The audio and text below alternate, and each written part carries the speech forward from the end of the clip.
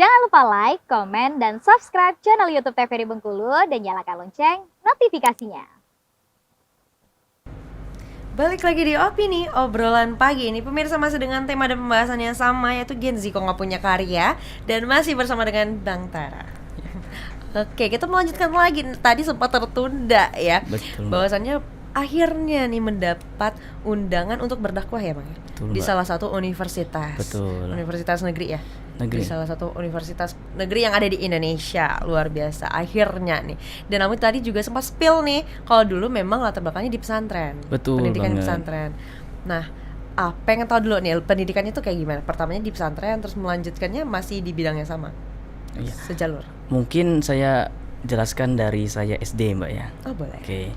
Saya SD dulu itu di desa, Mbak.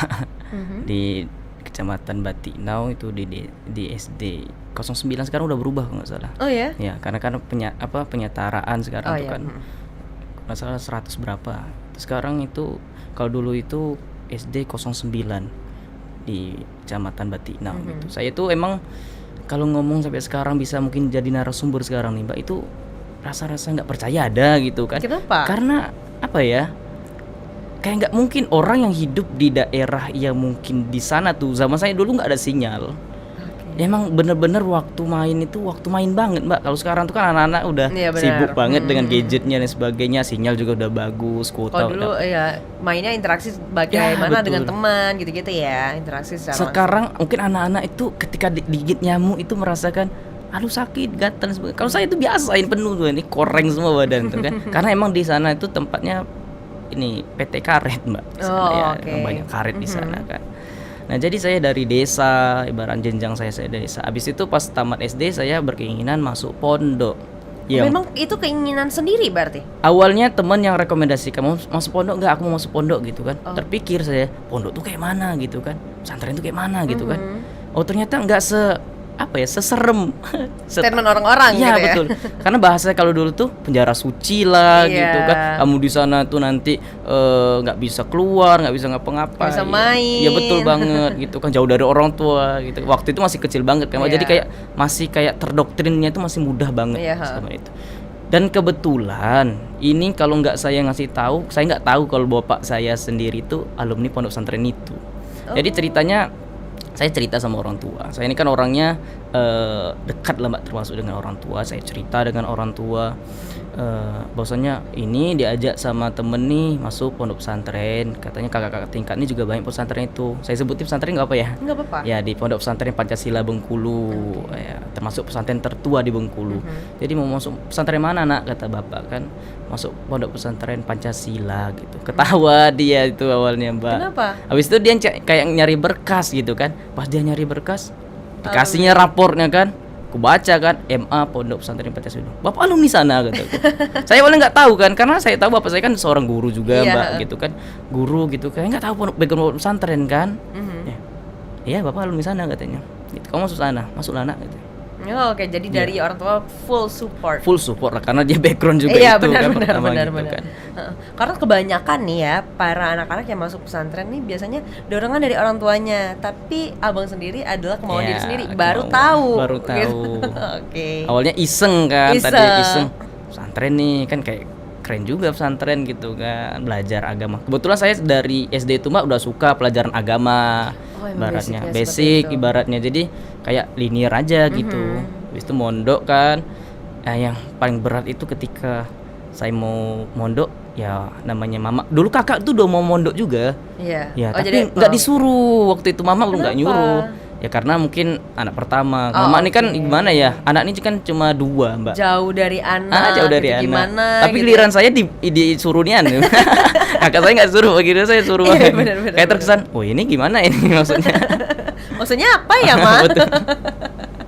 Oke, akhirnya mondok lah di sana. Mondok. Dan ketertarikan dengan agama untuk mempelajari lebih dalam ada muncullah di sana gitu ya. Dan akhirnya kuliahnya pun milih jurusan Ilmu Al-Quran dan Tafsir. luar biasa sekali, masya Allah. Ilmu Al-Quran dan tafsir. Itu gimana sih Bang jurusan itu? Boleh diceritain nggak? Sebenarnya di dalam situ karena sedikit peminatnya banyak dari anak-anak umum, Mbak. daripada anak pondok. Mungkin anak pondok sekitar 4 atau berapa, mungkin beberapa yang mendominasinya, banyaknya itu anak-anak yang umum malah. Tapi yang mereka pengen banget belajar tentang Quran. Pokoknya kalau kita udah ngomong ilmu Al-Quran dan tafsir tuh orang takut aja lah bawaannya gitu. Wah, Al-Quran dan tafsir.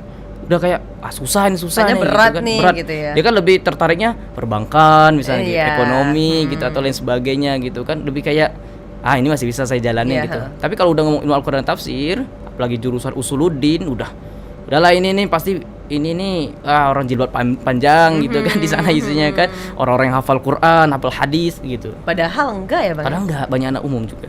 Banyak anak umum. Anak angkatan saya itu kayaknya yang mondok cuma sekitar 3-4 orang gitu, Mbak. Dikit banget. Dikit ya? Di antara 30 berapa? 35 kalau nggak salah. 35 orang. Berarti kan nggak sampai setengah kan yang mondok.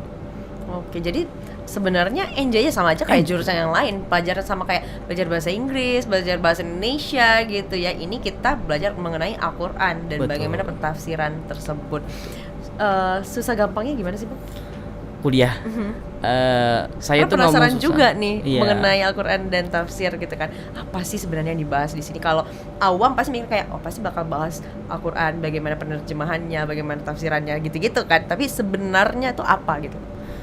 Sebenarnya kuliah ini saya di kampus saya dulu tuh termasuk pilihan orang tua juga, anjuran orang tua. Sebenarnya saya tuh pengennya keluar, Mbak.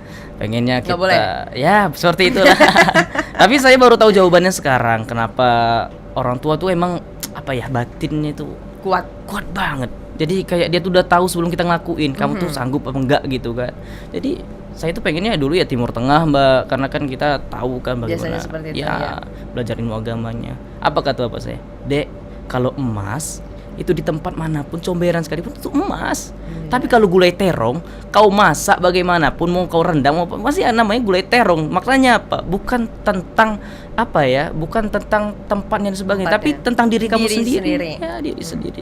Akhirnya ya saya jalanin masuk kuliah. Awalnya ya saya kaget, Mbak, karena ibaratnya di pondok dulu belajar IT tuh agak kurang gitu kan. Buat makalahnya gitu bingung kan, taunya belajar kitab gitu kan. Benar, Kitab benar, gundul, hafalan hadis gitu kan, nahwu sorof.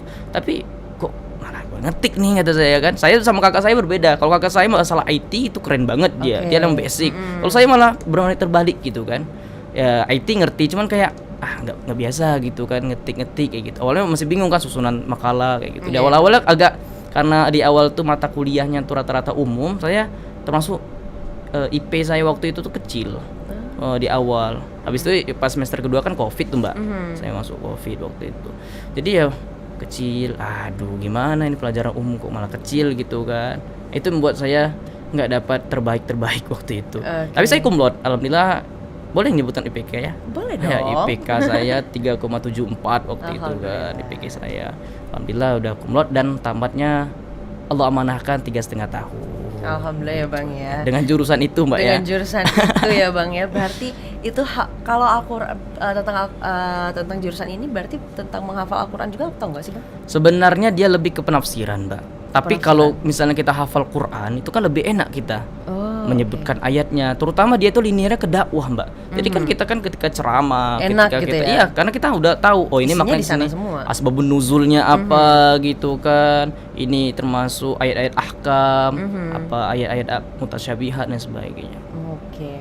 Nah, sekarang setelah memutuskan sebagai content creator dengan jalur yang seluruh sejalan Linier, gitu ya, ya. selinier, memutuskan juga untuk menjadi seorang penulis. Betul. Seperti Bang Jeffrey tadi ya, Iya, betul. sebagai panutan ya. Ya, termasuk ya orang yang termasuk apa ya bahasanya gitu sekarang tuh ya, Mbak ya. Termasuk orang yang bisa memotivasi. Role model juga Role lah, termasuk model, role oke. model. Nah, tulisan pertama yang mana nih Bang di antara 3 buku ini? Oke, tulisan pertama ini saya dengan teman-teman saya di kampus juga bertiga. Ini Yang antologi. putih ya, Enggak, yang, yang ini, yang pena para pendosa. pendosa. Iya. Baik. Itu pertama kali bareng teman-teman kampus. Iya. Oke, itu tuh di tahun berapa sih? Tahun 2021, Mbak. Tahun 2021. Nah, bagaimana tentang tulisannya nanti kita lanjutkan di segmen berikutnya ya. Nanti kita ceritain lagi. Untuk pemirsa jangan kemana-mana, tetaplah bersama kami di Opini Obrolan Pagi ini.